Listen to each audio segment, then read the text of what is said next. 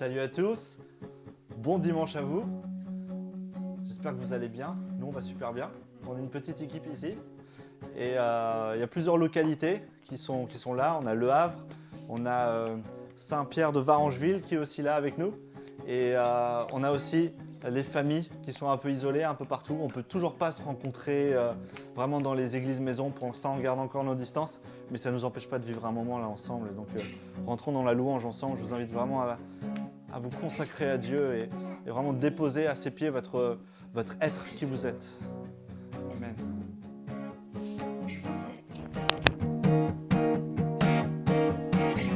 À la croix, tu as déclaré, tout est accompli, payant le prix de chaque vie. La mort n'a pu te retenir, je sais que tu es prêt.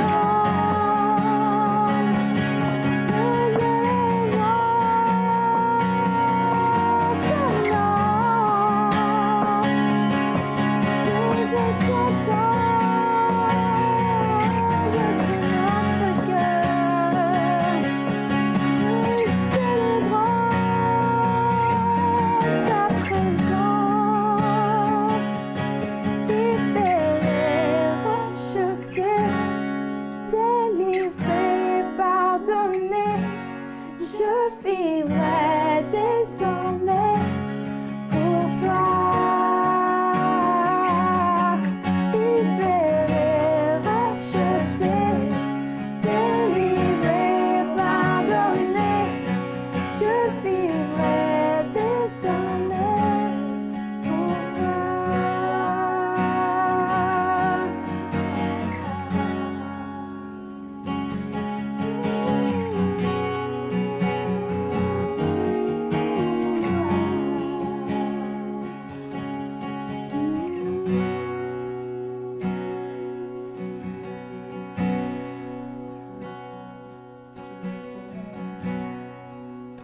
Merci Seigneur. Tu as brisé les chaînes.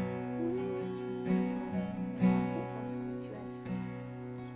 Tu as libéré des péchés.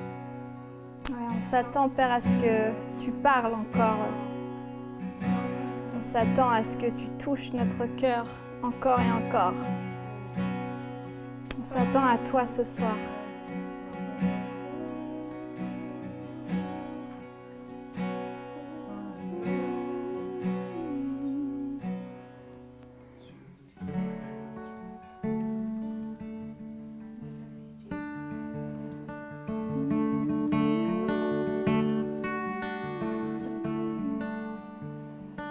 Prosterné, nous confessons, tu es Dieu. En ce lieu, prosterné, nous confessons, tu es Dieu. En ce lieu, prosterné, prosterné,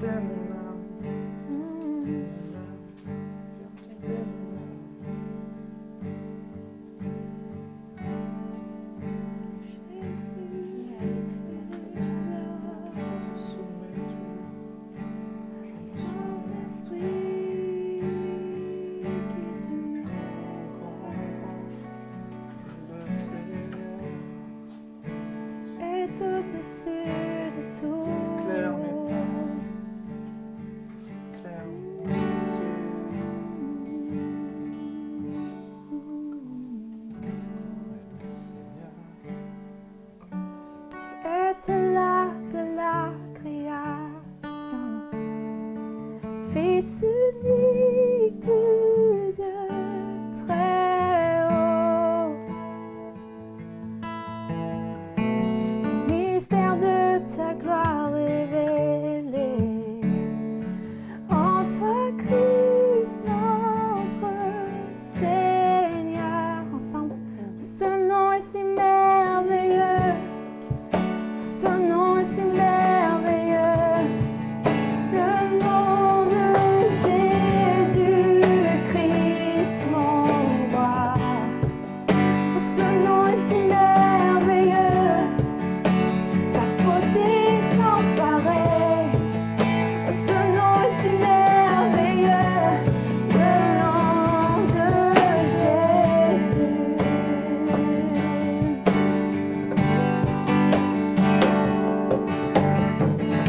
Tu n'as pas voulu les cieux sans nous. Alors Jésus, tu es venu. Son amour a vaincu mon péché. Plus rien ne peut nous séparer.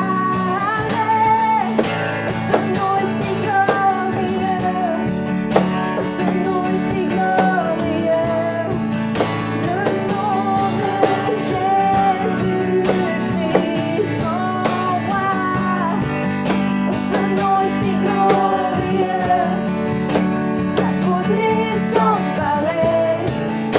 Ce nom est si glorieux, le nom de Jésus.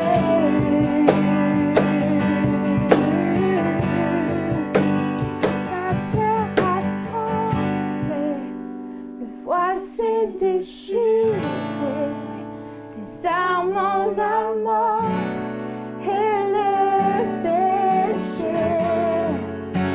Les cieux chantent ta gloire, l'écho de ta victoire, car tu es le roi ressuscité. Tu es sans rival, tu es sans égal, que tu triomphes à tout jamais. À toi soit le règne, à toi soit la gloire, car ton nom surpasse tout autre nom. Oh, ce nom est victorieux, oh, ce nom est victorieux, le nom de Jésus-Christ, mon roi. Oh, ce nom est victorieux, sa puissance est sans pareil. Oh, ce nom est victorieux, le nom de Jésus.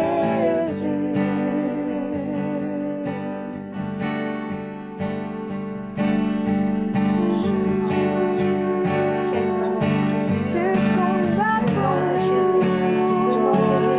tout a été accompli par le nom de Jésus. Tout a été accompli.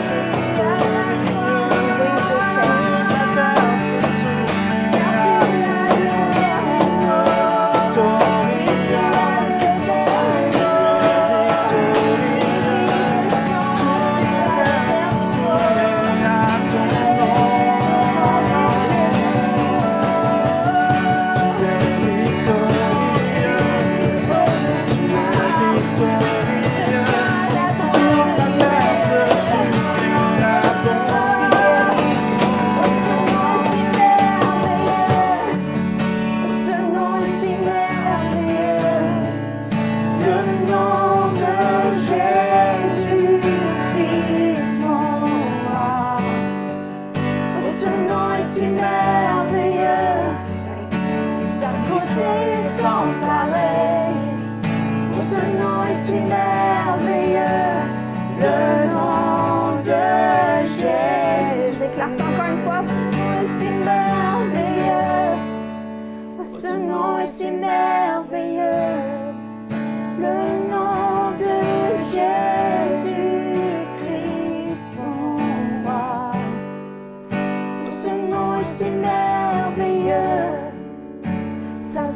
est sans pareil. Oh, ce nom est si merveilleux, le nom de Jésus. Son nom est si Que va dire ton nom, Jésus, et tu lui as notre secours. C'est ton nom au-dessus de tout. C'est ton nom qui guérit.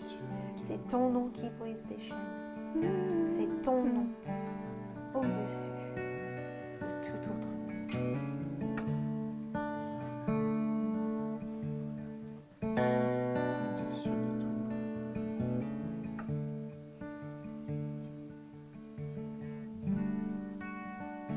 Tu brises les chaînes. Tu brises toute addiction, mon Père. Tu brises tout orgueil, Je Père. réfléchira. Tu brises toute fierté, Père. Tu guéris les cœurs, Père. Glorious name of Jesus. Glorious name of Jesus.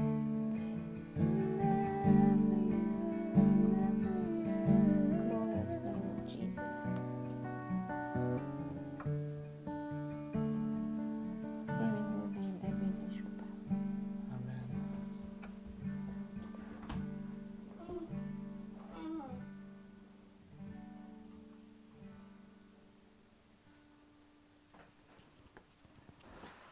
Merci pour ce moment de louange, Clara. Et merci à vous qui êtes là. Et ceux qui sont derrière la caméra et ceux qui sont ici, je vous invite à prendre votre Bible. Ouais. Il y en a plein là sur le meuble s'il en manque. Donc ouais, prenez vos Bibles, on va parcourir ensemble certains versets de la parole de Dieu et qu'on se mette vraiment à son écoute et vraiment moi le premier. Que vous puissiez entendre le Saint-Esprit vous parler et surtout pas moi vous parler. Je m'excuse par avance si je bafouille et je vous prie vraiment d'entendre le cœur du Père. Le message s'appelle « Ce qui est caché, obéit à ce qui est révélé ». Je vais la refaire. Oui.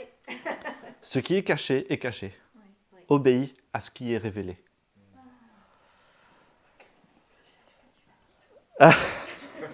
Ok, on va laisser la place à Clara qui va partir ce passage. La volonté de Dieu pour ta vie. J'ai entendu, alors j'ai été sur Instagram cette semaine et j'ai vu un grand post et j'ai vu ça et ça m'a frappé d'un seul coup et ça m'a rappelé plein de choses. Et ça m'a interpellé, mais dans le mauvais sens du terme. La volonté de Dieu pour ta vie. Combien de fois on a entendu ça? Combien de fois quelqu'un nous a dit ça? Ou le plan de Dieu pour ta vie. Et quelque chose qui résonnait dans ma tête. Et le Saint-Esprit me disait, ce n'est pas à propos de ta vie, c'est à propos de lui. Et je vais développer ça, mais gardons en tête cette phrase, la volonté de Dieu. Beaucoup d'entre nous poursuivent la volonté de Dieu pour notre vie. On cherche la volonté de Dieu pour notre vie, mais on a l'impression qu'on ne l'a jamais trouvée. Et garde ça en tête. Et garde en tête cette phrase, ce n'est pas à propos de ta vie, c'est à propos de lui. Nous sommes dans un monde où le moi est plus important que le nous. Où le moi est plus important que le il ou elle. On est dans un monde où le moi est plus important que l'Église. Ça, c'est le monde dans lequel on vit. Si tu réfléchis un petit peu, tu vas comprendre ce que je veux dire. Tout est à propos de nous dans ce monde. J'ai lisé ma Bible et je suis arrivé dans Jacques 2, de 8 à 9. Donc Jacques, c'est dans le Nouveau Testament. J-A-C-Q-U. 2, de 8 à 9. Je vais lire la version second 21. Si vous accomplissez la loi royale d'après l'Écriture, 2 points. Tu aimerais ton prochain comme toi-même, vous faites bien. Jusqu'à là, tout le monde est d'accord. Jacques nous encourage. Mais si vous faites du favoritisme, vous commettez un péché. La loi vous dénonce comme étant coupable. Ça m'a interpellé. Ça m'a beaucoup interpellé. Donc je reviens à la volonté de Dieu pour ta vie, le toi. Est-ce que c'est possible de faire du favoritisme pour soi-même?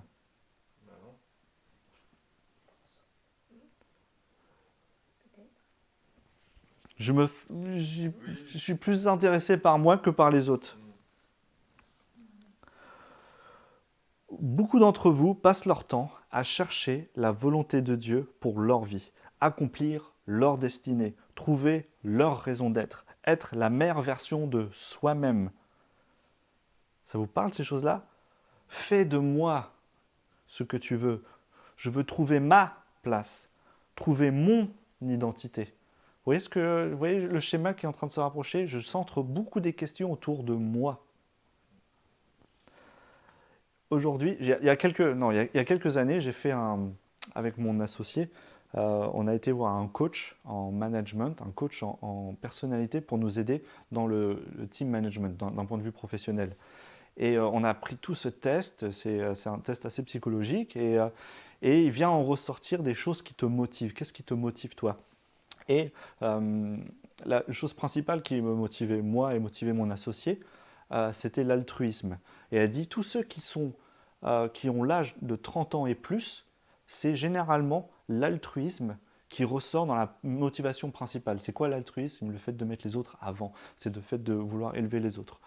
Mais elle m'a dit quelque chose de particulier. Elle a dit à chaque fois qu'elle fait le test avec des personnes qui sont dans la génération un peu avant, donc ceux qui sont un peu avant 30 ans à l'époque, donc il y a 3-4 ans, je vais dire les adolescents et puis ceux qui étaient dans la vingtaine, le point qui ressortait, c'était pas l'altruisme, c'était l'accomplissement de soi.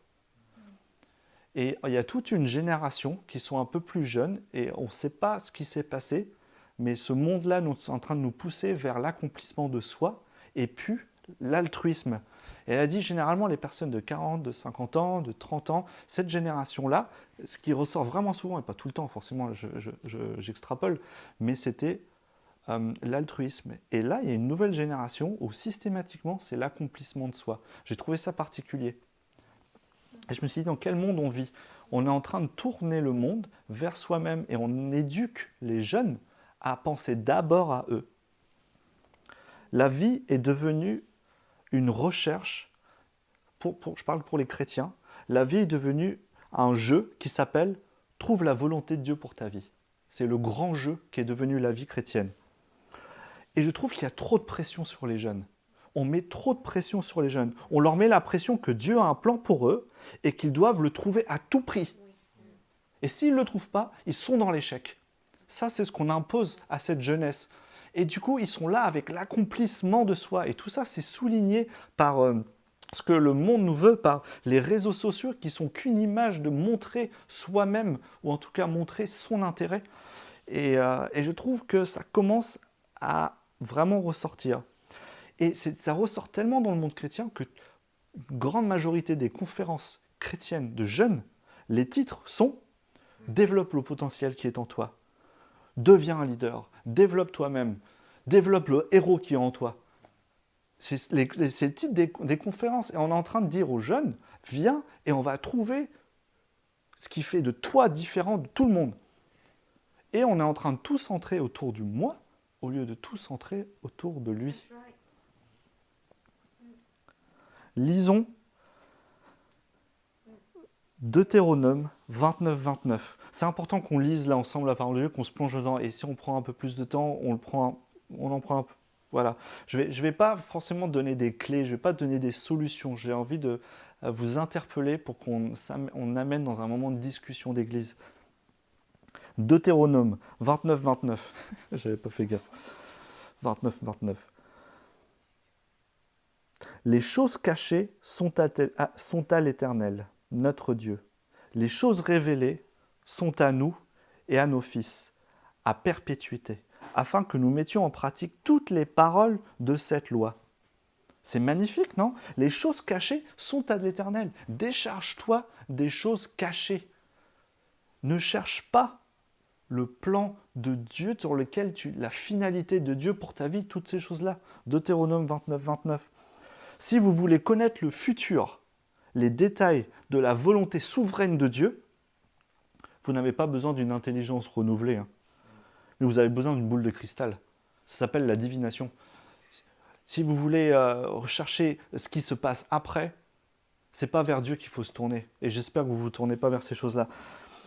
Vous n'avez pas à connaître le plan détaillé de Dieu pour votre vie. Non. Vous avez besoin, comme ce verset nous dit, les choses cachées sont à l'Éternel notre Dieu, les choses révélées que nous savons. La Bible. Les choses révélées sont à nous et à nos fils, aux générations futures, à perpétuité, afin que nous mettions en pratique toutes les paroles de cette loi. Mettez en pratique la parole de Dieu. Combien de fois dans le Nouveau Testament, ça c'est l'Ancien Testament, hein, combien de fois dans le Nouveau Testament c'est écrit « Mettez en pratique la parole de Dieu ». C'est ça que nous devons faire. Ce qui est caché, obéit à ce qui est révélé. J'aimerais qu'on lise dans Actes des Apôtres. On va aller dans le Nouveau Testament, tout est lié. Mais c'est des versets clés et nous devons les lire ensemble en tant qu'Église. Actes des Apôtres. C'est juste après Jean. C'est écrit par Luc, il me semble.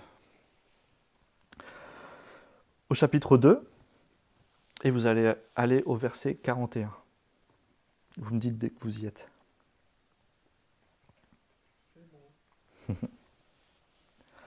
Ceux qui acceptèrent sa parole furent donc baptisés, et ce jour-là, le nombre des disciples augmenta d'environ 3000 personnes. Moi, ça me fracasse. Bref, on continue. Ils persévérèrent dans l'enseignement des apôtres, dans la communion fraternelle, dans la fraction du pain et dans les prières. La crainte de Dieu s'emparait de chacun, et il se faisait beaucoup de prodiges et de signes miraculeux par l'intermédiaire des apôtres. Tous ceux qui croyaient étaient ensemble et ils avaient tout en commun. Ils vendaient leurs propriétés et les biens et ils en partageaient le produit entre tous en fonction des besoins. Chaque jour, avec persévérance, ils se retrouvaient d'un commun accord au temple. Ils rompaient le pain dans les maisons, j'aime bien ça, et ils prenaient leur nourriture avec joie et simplicité de cœur. Oh, j'aime tellement quand la Bible parle de simplicité. Ça me soulage. Ils louaient Dieu et avaient la faveur de tout le peuple. Le Seigneur ajoutait chaque jour à l'Église ceux qui étaient sauvés. Chaque jour à l'Église. Ok, je vais revenir à la question principale. Tu veux chercher la volonté de Dieu? Je viens de te la lire. Je viens de te la lire. Tu veux savoir c'est quoi la prochaine étape? Ce que tu dois faire maintenant, demain et après-demain? On peut le relire si tu veux. On peut le relire. Tu as été baptisé. Tu as été sauvé. Tu as été ajouté à l'Église, comme c'est écrit, juste après. Et du coup, qu'est-ce qui se passe? Tu persévères dans l'enseignement, si tu sens que l'enseignement est quelque chose qui vibre en toi. La communion fraternelle, la fraction du pain,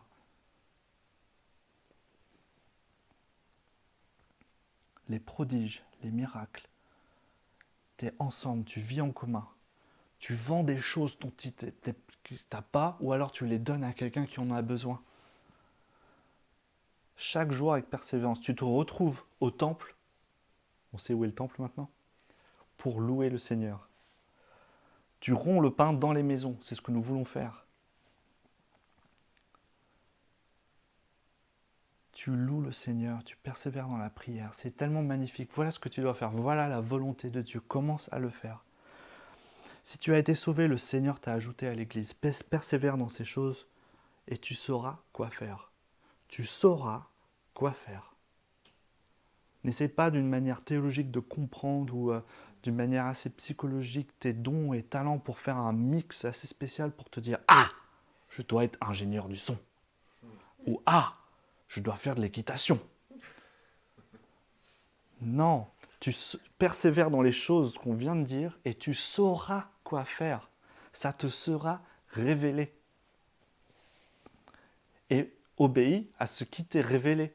Ce qui est caché est caché. Ce n'est pas la volonté de Dieu pour ta vie que tu dois chercher. Oula, si je m'arrêtais là, oh, ça ferait du mal.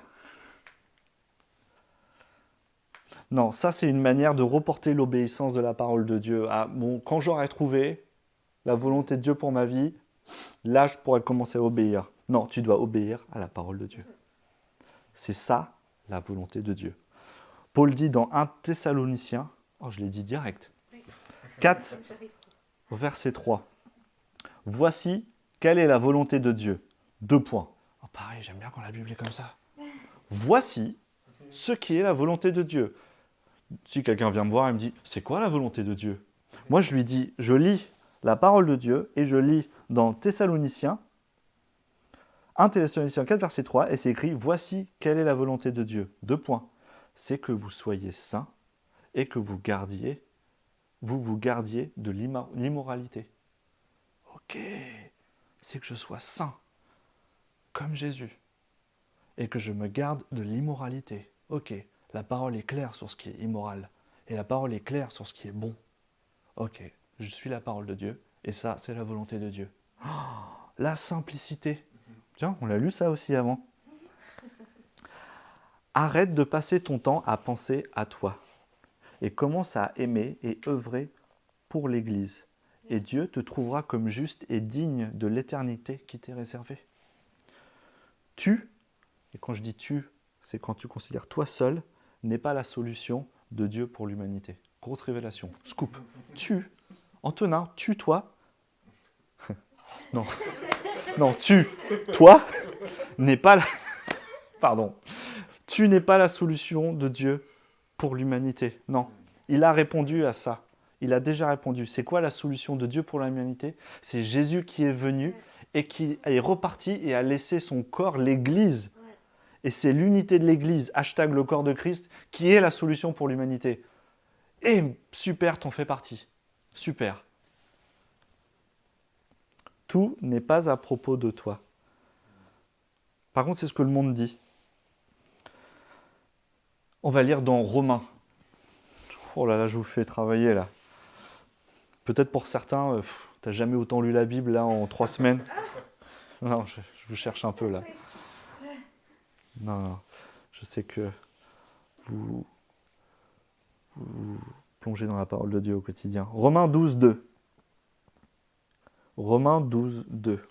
Surlignez ces choses-là et rappelez-vous-en. Ouais, c'est français ça.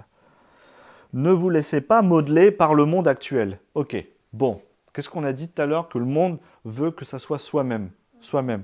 Ne vous laissez pas modeler par le monde actuel. Mais laissez-vous, attention, ça va commencer à être compliqué pour certains, mais laissez-vous transformer par le renouvellement de votre pensée. Oh là, j'arrive plus à penser là. Laissez-vous renouveler. Non, c'est très simple. C'est juste le français qui est compliqué. Ne vous laissez pas modeler par le monde actuel, on est d'accord.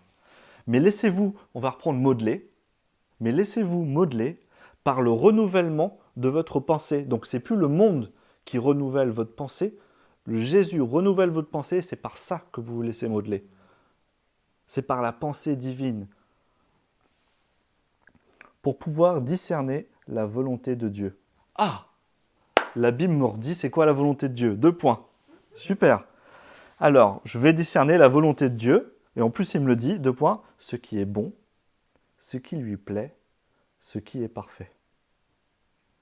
Ce qui est bon, ce qui lui plaît, ce qui est parfait. La parole est claire sur ce qui est bon. La parole est claire sur ce qui plaît à Dieu. Et la parole est claire sur ce qui est parfait. C'est ça la volonté de Dieu pour ma vie au final. C'est que je suive la parole de Dieu. C'est ça la volonté de Dieu. Tu vois pas la simplicité. Ne porte pas le poids des gens qui te disent il faut que tu trouves absolument le plan de ta vie, mais tu vas t'alourdir sur quelque chose et tu vas te focaliser sur le après. Tout le temps, le après, le après. Et du coup, la réponse à ta vie, c'est d'accomplir la volonté de Dieu. J'ai inversé tout. La réponse à ta vie, c'est d'accomplir la volonté de Dieu. C'est ça la réponse à ta vie. Et on vient de l'exprimer, la volonté de Dieu. Tu te rends compte que l'Église est omniprésente dans tout ça? L'Église, c'est la solution de Dieu. L'Église est... Et je suis tellement content qu'on vit maintenant l'Église en dehors du bâtiment. Parce que maintenant, quand je dis l'Église, vous ne vous projetez plus dans le bâtiment. Vous vous dites, mais en fait, c'est ça là? C'est nous là?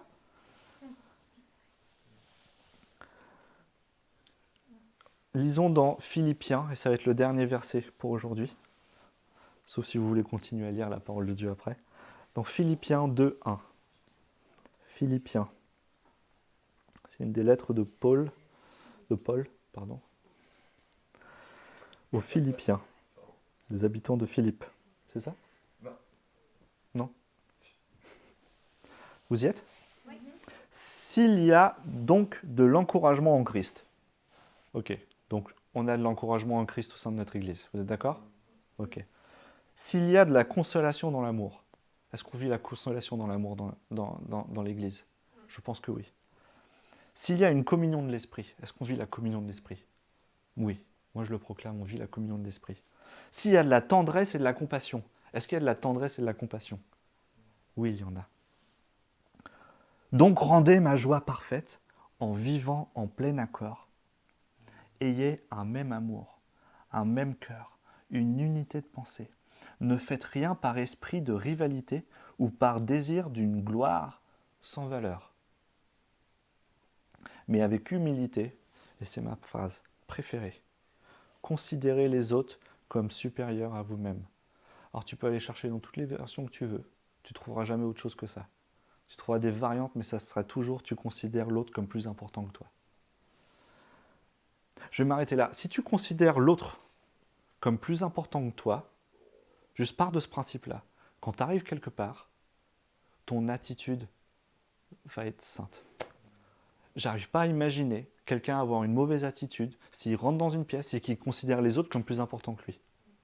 C'est impossible d'avoir une mauvaise attitude dans ces situations-là. Donc c'est ça que nous devons travailler. Que chacun de vous, au lieu de regarder à ses propres intérêts, regarde aussi à ceux des autres.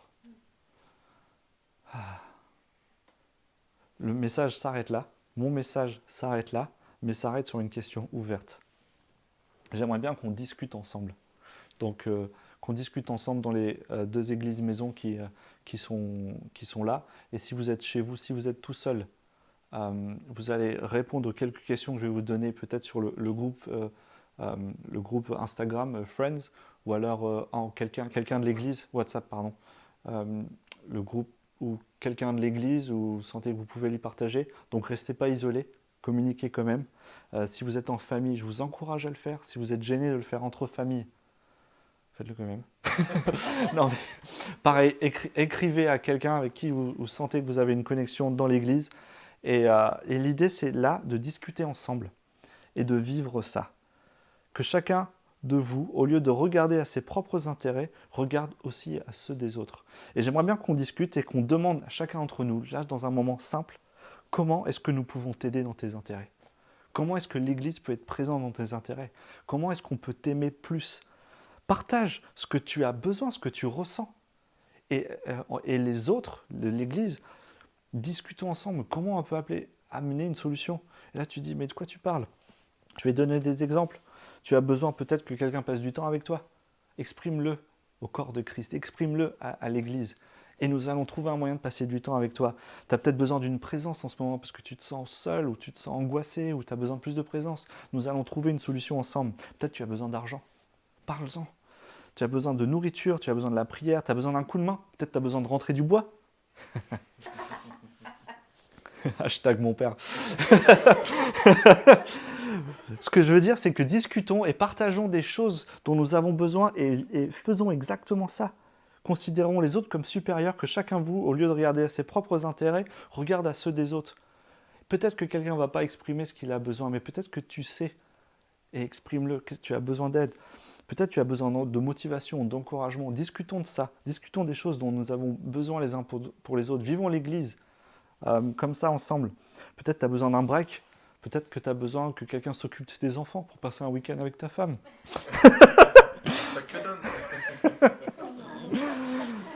Peut-être que tu as besoin d'une soirée avec ton conjoint. Peut-être que tu as besoin d'être aidé dans la gestion de tes finances. Peut-être que tu as besoin de ça. On a un comptable parmi nous. Hashtag Pierre. Peut-être que tu as besoin d'être conseillé dans des affaires, dans des placements. Peut-être que tu as besoin de choses là. Mais nous sommes une église, nous sommes une famille. Et c'est à l'amour que nous avons les uns pour les autres que les autres reconnaîtront que nous sommes chrétiens. Donc ayons cet amour-là, exprimons dans des petits groupes ce que j'ai besoin. Écoute, je me sens faible en ce moment, j'aurais bien besoin que quelqu'un me visite de l'église de temps en temps. Et, ok, et faisons ça, vivons cette communion d'église et passons un moment maintenant à discuter de ces choses-là et débloquer vraiment la parole. Et peut-être vous avez besoin de parler à une personne, peut-être vous avez besoin de parler à tout le monde. Et juste discutons de ces choses-là ensemble. Et c'est tout pour moi, mais cherchez la volonté de Dieu et oubliez-le pour ma vie. Parce que ça, c'est chercher la volonté de Dieu, prendre soin des autres, aimer les autres comme je vous ai aimé. Trouvez une solution pour qu'on s'aime. Ok ? Prions pour ça et commençons à discuter ensemble. Et je vais laisser la suite aux leaders des groupes maison pour prendre la parole et conduire ce moment. Seigneur, merci pour ta parole. Et ta parole est claire, elle est simple. Et je te prie, dans le nom de Jésus, j'ai 2 filles. Je vois 2 filles là qui sont en train de regarder, qui sont ensemble et qui sont en train de regarder cette vidéo-là. Et dans le nom de Jésus, je prie que le fardeau qui est sur vos épaules soit retiré. Il n'y a plus de pression de la part de ce que vous avez entendu sur chercher la volonté de Dieu pour la vie qui vous bloque totalement. Vous êtes libérés de ça dans le nom de Jésus et maintenant vous rentrez pleinement dans la volonté de Dieu qui est d'obéir à sa parole, d'aimer les autres, de suivre ses commandements, de lui plaire, de rester pur. Je prie pour les autres, je prie qu'on puisse avoir des moments d'encouragement, qu'on s'encourage les uns les autres, qu'on se motive les uns les autres, qu'on soit présents les uns pour les autres. Et Saint-Esprit, encourage-nous à vivre cela et à apprendre cette culture-là, qui est la culture du royaume. Dans le nom de Jésus. Amen. Allez, on discute ensemble.